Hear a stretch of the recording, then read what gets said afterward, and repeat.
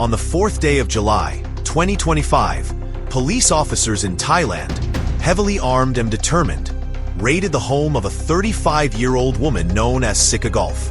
What they discovered would not only leave them totally baffled, it would also leave the entire nation of Thailand completely shocked. In Seeka Golf's possession, the officers found 5 mobile phones containing over 80,000 explicit photos and 5,600 video clips of Buddhist monks. Many of these images and videos depicted the monks in highly compromising situations. Some were still wearing their saffron robes, while engaging in sexual acts with Sika. Now, this is a big deal in Thailand because Buddhist monks are highly revered across the country. Known for being highly religious, monks have sworn an oath of celibacy and are not supposed to have anything sexual to do with anyone. So, how did this come about? How did monks, who are supposed to be chaste and celibate, end up getting intimate with this woman called Seeka Golf? And why did this land Sika in trouble? Walk with me as I delve into this intriguing tale of lust, blackmail, and unbelievable scandal.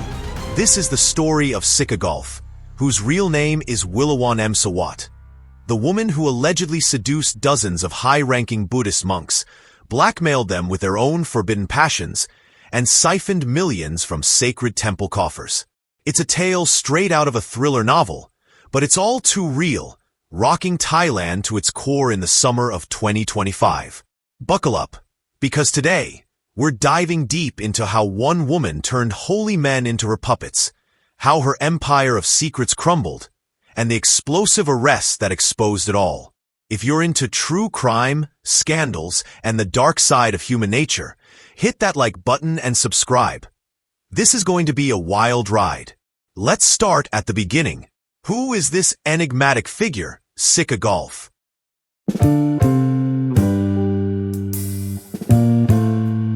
Seeka Golf was born in the rural province of Phichit, Thailand, around 1990.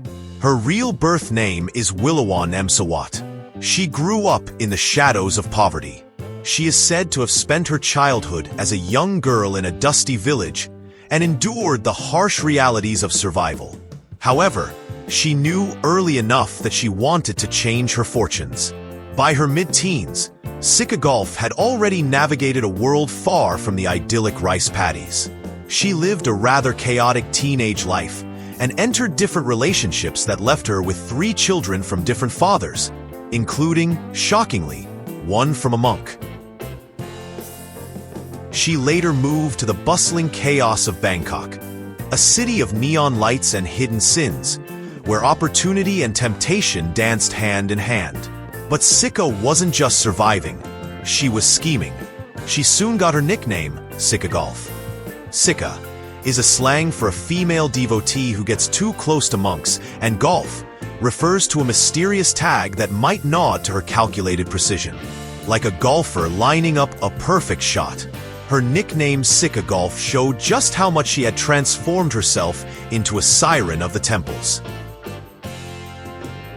Seeka Golf badly wanted to make money and live a better life, and her plan to achieve this goal was simple.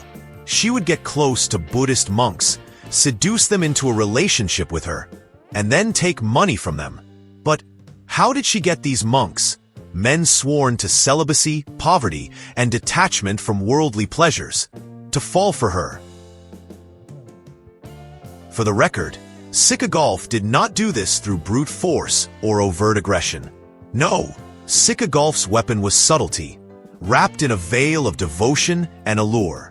She would often glide into a temple courtyard where the monks are, dressed modestly yet with an undeniable grace that turned heads.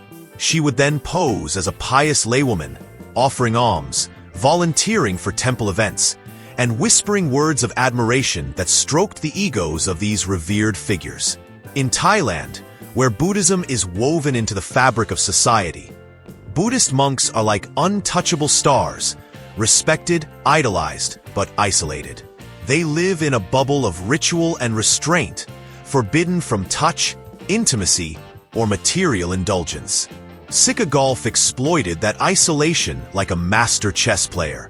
She started small.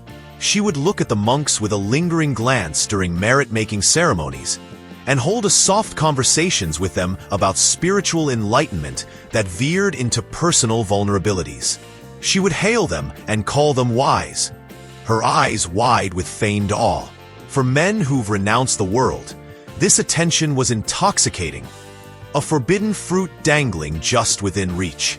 Reports suggest she targeted senior monks, known as abbots, who had power and access to temple funds, men in their 40s and 50s who had climbed the monastic hierarchy, but perhaps felt the weight of their vows more heavily with age.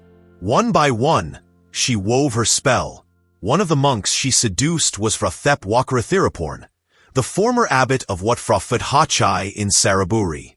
He later admitted to a years-long romance with Seeka Golf, dreaming of marriage after leaving the monkhood. But how did it begin? It is suggested that Seeka Golf got the monk trapped with innocent visits to the temple, which then evolved into private meetings where boundaries were non-existent. Sika was charming, persuasive, and persistent. She made the monks feel seen, desired, alive in ways their ascetic lives had long suppressed. But falling for her was just the hook. Once entangled, how did she get them to do her bidding? This is where the story turns sinister, like a velvet glove hiding an iron fist. Seeka Golf didn't just seduce, she documented the monks, armed with smartphones hidden in the folds of her clothing or strategically placed in motel rooms. Yes, these encounters often moved from temple grounds to seedy hideaways. She captured explicit photos and videos. Over 80,000 images and 5,600 clips were later found, many showing monks in compromising positions, some still clad in their sacred robes, the orange fabric a stark contrast to the carnal acts unfolding. Imagine the horror on a monk's face when confronted with his own image. Seeka Golf would tell them things like, "This could ruin you. Your reputation, your temple, your life's work, all gone with one share." This would leave the monks terrified. Blackmail was her currency. She demanded money, not in lump sums that might raise alarms, but in steady streams, daily transfers of 500 to 3,000 baht, building to millions over time. Temple donations, meant for the poor or temple upkeep, flowed into her accounts instead. One of the monks, Frathepacharaporn, the abbot of Wat Chujit Damram in Ayutthaya, transferred nearly 13 million baht to Seeka Golf, believing it funded her ceramics business. He later called himself naive. But Seeka's manipulation ran deeper. She played on the monks' guilt, their fear of exposure in a society where monks are pillars of morality. She would tell the monks to give her money in order for the recordings to stay hidden. All this while, she would be plotting the next extraction. Some monks even planned to defrock themselves to be with her, only to discover her web extended far beyond them. How on earth did she get together with so many monks to fall for her? It is believed that up to 25 senior monks across provinces like Bangkok, Phichit, Ayutthaya, Saraburi, and Phitsanulok all fell for her web of lust. It was a masterpiece of multitasking and deception, like juggling flaming torches in a hurricane. Seeka Golf operated like a spider at the center of a vast web, each strand a different monk, each unaware of the others. She frequented multiple temples, using her devotee persona to gain access. You must understand that temples in Thailand are community hubs where everyone is welcome. This is where festivals, funerals, and blessings are frequently held. So this was the perfect hunting grounds for Seeka Golf to charm and seduce a monk. She'd attend one temple in the morning, charm a Buddhist monk over lunch, then drive to another province for an evening rendezvous with another monk. But what was her secret? The answer is compartmentalization and technology. Seeka Golf purchased separate phones for each relationship. She coded all her messages and developed a schedule that would exhaust even a CEO. She knew exactly what she was doing and decided to do it very well. Seeka Golf knew that monks were often isolated and rarely communicated outside their circles. So, she used this to her advantage. She preyed on the monks' isolation, knowing that her affairs with them would stay siloed and unnoticed. But she also used psychology, making each monk feel special and telling him he's the only man in her life. "You are different from the others." She would often lie to all the monks she managed to seduce, while amassing a fortune estimated at nearly 400 million baht, or about $11.9 million. Seeka Golf made sure she enjoyed herself with the money she made from the monks. All the funds she acquired from the monks went to a lavish lifestyle: luxury homes, shopping, online gambling sprees. All while she played the humble devotee. Reports even suggest she faked pregnancies to squeeze more cash, like demanding 7.2 million baht in child support from one monk who fled to Laos in panic.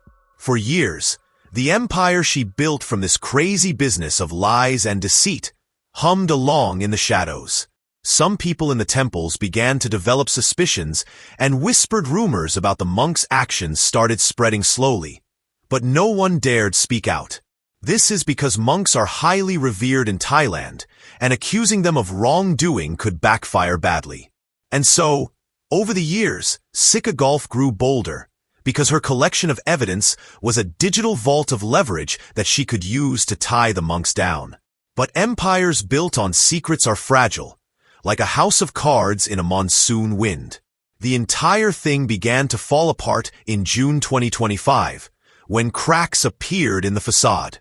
It started with Chow Kunarkawa, a monk of Wat Tri Thotsathep in Bangkok.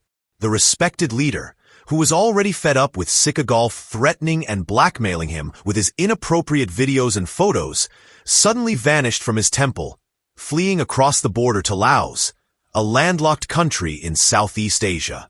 Why exactly did he run away? The answer was simple. Seeka Golf's demands had escalated. She claimed that he had gotten her pregnant and demanded millions from him. But it was a ruse because she was never pregnant.